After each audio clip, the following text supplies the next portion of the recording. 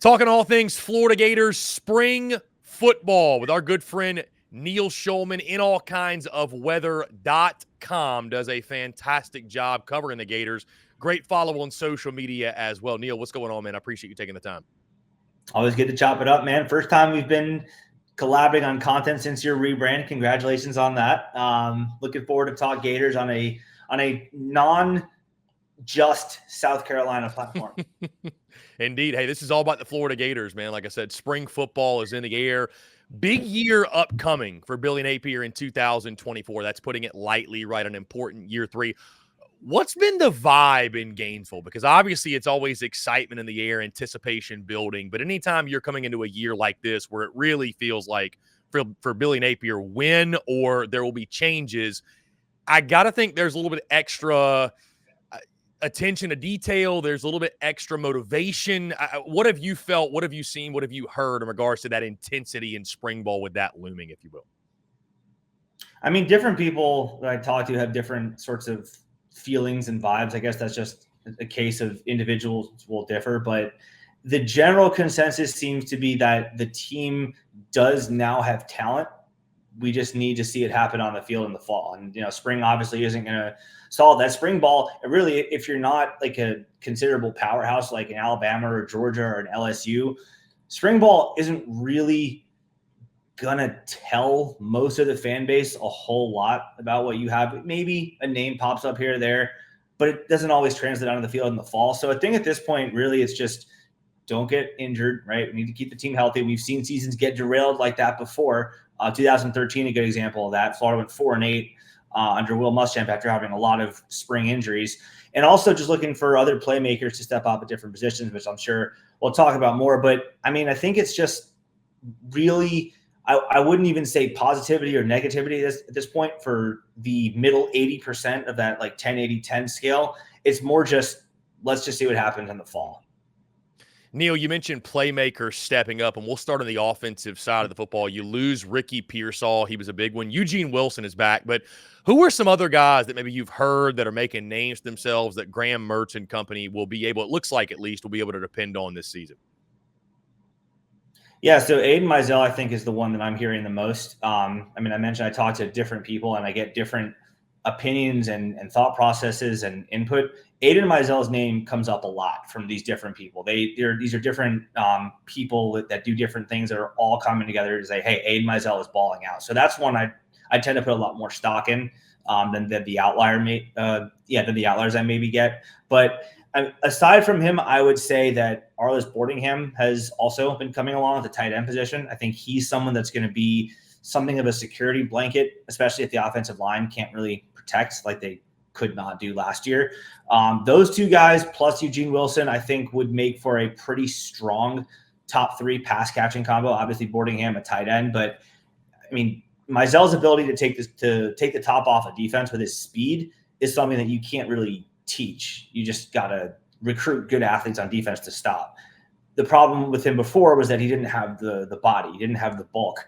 He has it now. He's bulked up for sure under new strength and conditioning leadership this offseason. And I think that with that additional muscle mass plus that natural speed he's got, and then, of course, the overall good hands he has, he could develop into a bona fide deep threat this year. Boardingham would be just I don't ever want to compare someone to Kyle Pitts, but he could be the best tight end we've had not named Kyle Pitts in probably a decade if he continues to take the strides that I've been hearing he's been taking this year. Yeah, Boardingham was very, very good late in the season last year. Excited to see how he develops in that offense. Speaking of, we'll stick with the offense. Neil, I don't think it's any secret. This is Graham Mertz's football team, especially after last year. I thought the toughness he showed late last year was incredible. A guy that most notably I ranked, and many others did as well, but I ranked the 14th best signal caller coming in the year, and he quickly squashed that. And he did so much to a point, Neil, where I put out a midseason quarterback rankings. I was like, we got to rectify this. We got to fix this immediately. So Graham Mertz comes in, I think, top half the league SEC signal caller. This is his team. But DJ Lagway is the guy, of course, the highly talented signee, catching a lot of the headlines, I'm sure, a lot of the attention. How much of that excitement for Lagway is because of the, you see the progression, you see the talent, and it's excitement for he's the guy of the future, or is there maybe excitement because he could factor in and be a playmaker and somebody who helps Florida win football games this year? First of all, you did not have to put yourself on blast there for the preseason rankings, because that was before your rebrand. I know. But here's the thing: I was being objective even there. It wasn't even like a shot at Florida. I drank the anti-Graham Mertz Kool-Aid, so we'll not make that mistake again. Poison. Yes.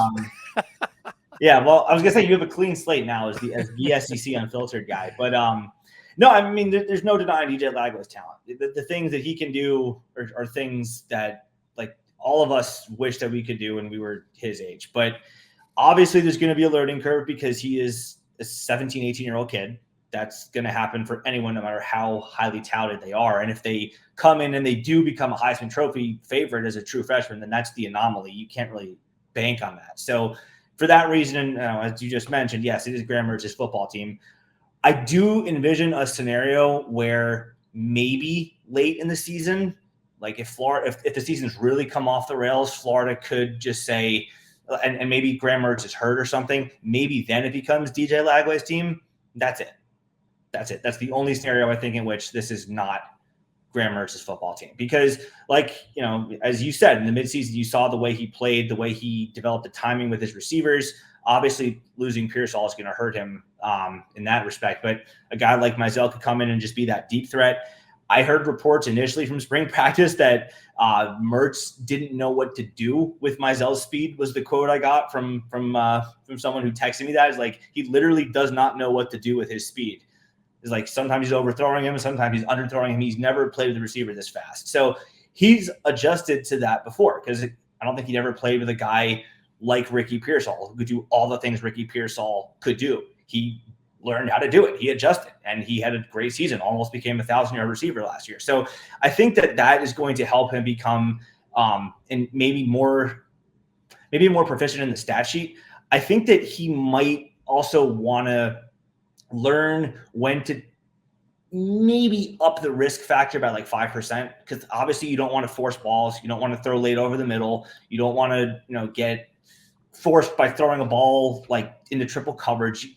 Like stuff like that obviously is never going to be something you encourage him to do, but he might want to learn to say, like, hey, it's 3rd and 13. You have single coverage, maybe launch that deep ball, see what happens. If it's picked off, whatever, you threw a punt stuff. And upside, Aiden Mizell uses his speed to beat the defender and makes a 60-yard touchdown catch. So maybe some things like that are some things that people that I talk to want to see him do differently, but he wasn't the reason Florida lost 7 games last year. And if the Gators are going to make a real run this year at anything more than just being another 4, 5, 6 win team, it's going to be because of him. Neil, let's switch sides of the football to the defensive side. It was a mixed bag for Florida last year. You're now down Princely Uman-Mielen, who went to Ole Miss. What's the latest you're hearing from spring football about the progression of that side of the ball? Again, it was a mixed bag. So there was some good, there was some bad, there was some ugly, there were reasons to be encouraged, also reasons to have concern. What's the latest you're hearing on how that group is coming along? Yeah, well, my first take on the defense, if I say nothing else about them, I have a suspicion that that the coaches who were let go, and Sean Spencer and Corey Raymond, were made the scapegoats for a number of other factors, not the least of which was the injury to Shamar James at linebacker, because I just find it very hard to believe that both of those guys coached all these All-Americans at Penn State and LSU respectively, and then just mysteriously forgot how to coach when they came to the University of Florida. No, I don't buy that. Sorry. But I do think that sometimes there is something to be said for just having a new voice, just having something different than the last couple of years, even if it's not that different, like temperamentally or even philosophically, just having a different voice. Like you and I have physically different voices. Like that's how the biology works. Maybe there are some neurons that fire differently or something. I don't know, but something had to change. That was indisputable. And I think that these new guys, while the coaches that they replaced, I think had very strong pedigrees and were certainly qualified to do the jobs that they did, I think that having these new guys was a burst of new energy for the Gators. A guy like Will Harris comes in. The fact that Xavier Falsame even entertained staying with Florida, after his guy Corey Raymond left, I think was a major testament to him. Like he decided, you know what, I'm probably going to flip to Texas. Like after Corey Raymond left, and even as the news was kind of filtering in that maybe they're going to be staff changes, he was like, all right, I'm out. I'm going to Texas. But the fact that he even entertained Florida was because of Will Harris, because he has that energy, he has that intensity, and it shows in practice. I mean, there are clips circulating on Twitter and Instagram about how he gets involved in the tackling drills. Like he holds the board up with a lot of energy. He's not just like, hold it up, like pretend this is a board. He's like, hold it up. No, he's like pushing guys like, hey, come on. And then he'll chase them down like 15, 20 feet. Like, hey, come on, hit me. There's something about that just seems like, you know what? I don't know that Corey Raymond didn't have that, but that looks like something that you want to see from spring practice. And the guys do appear to be responding to it well. And that's for Gerald Chapman too on the defensive line, both of them. Neil, let's talk about special teams. That's not normally something I'm bringing up with folks, and we're talking spring ball, but when you've had as many issues as Florida's had with special teams, is there anything that you've heard or anything coming out of spring practice that gives you any reason to believe that will not be such an eyesore this year? Not particularly. I mean, not as much as you'd like, right? Well, I mean, you can't exactly ask the people that like I talked to, hey, did we learn how to substitute correctly? Were all the guys, was there only one of each jersey number on the field at one time for every single play? Like, no, you can't weed that out.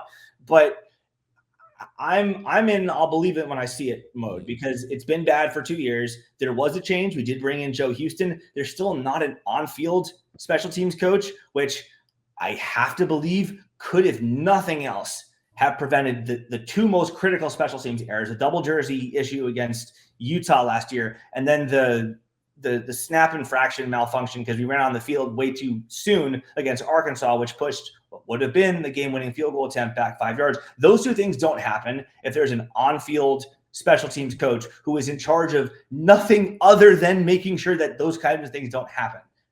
So that still hasn't been addressed. We used the other staff spot that we had on a second offensive line coach, Jonathan DeCoster, from the Cleveland Browns, who I do think is a perfectly qualified coach. But the fact that you don't have that need addressed, like I'll go back to the South Carolina. I mean, you see the frustration point with me. I'll go back to the South Carolina game 2 years ago, where Florida just absolutely blows the doors off South Carolina, which is what people remember from that game. What people may not remember is that Florida had a kick blocked, a field goal blocked, an extra point blocked. They failed to get the snap off. They failed to get the hold down for another field goal attempt. They had a bad snap on still another attempt, and they gave up, I think, a 42-yard punt return to Juice Wells.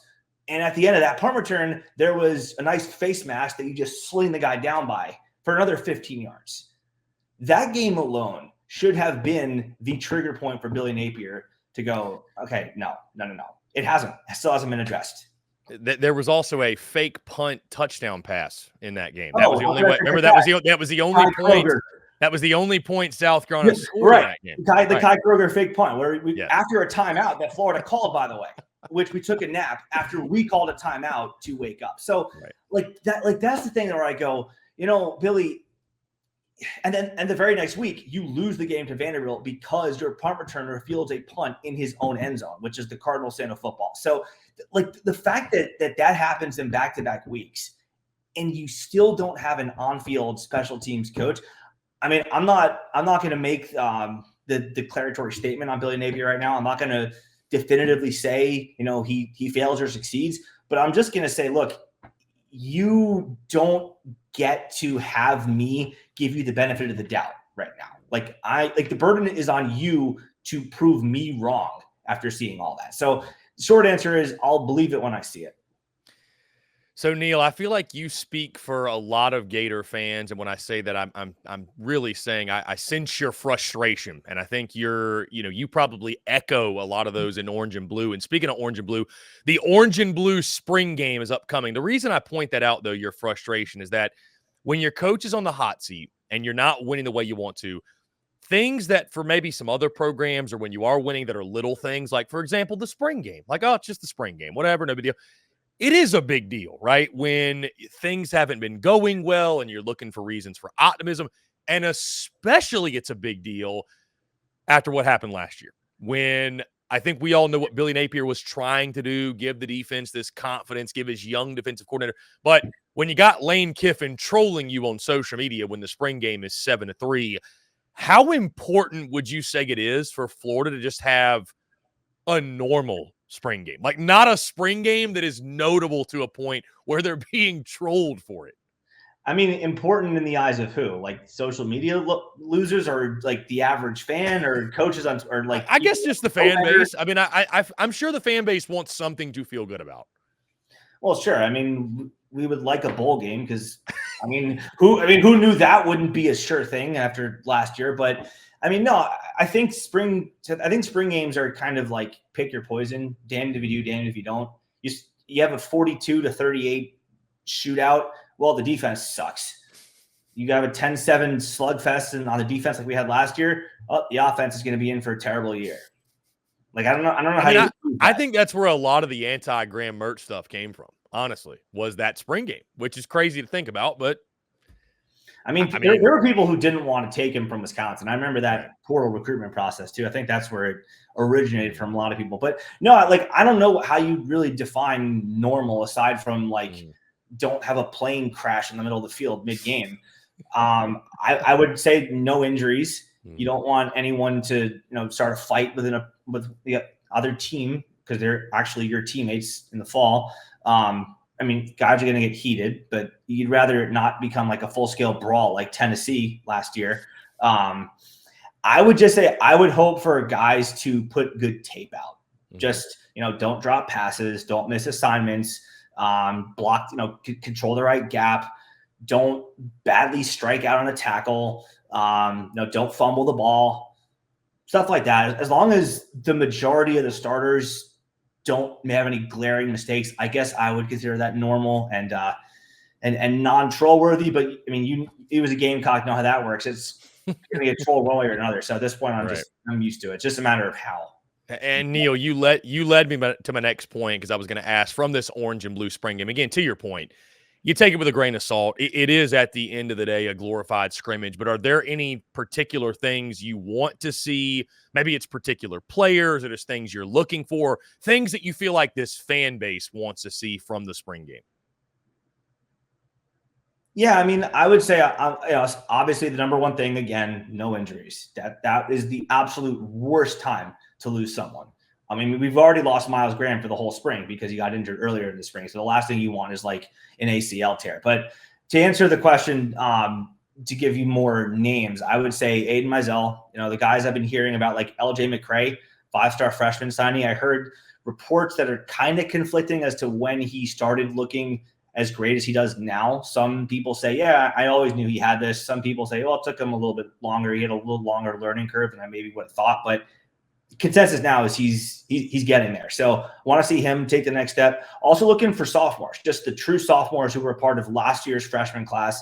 Mizell, one of them, obviously. McCray would be a freshman, but guys like Kelby Collins stepping up into a larger role.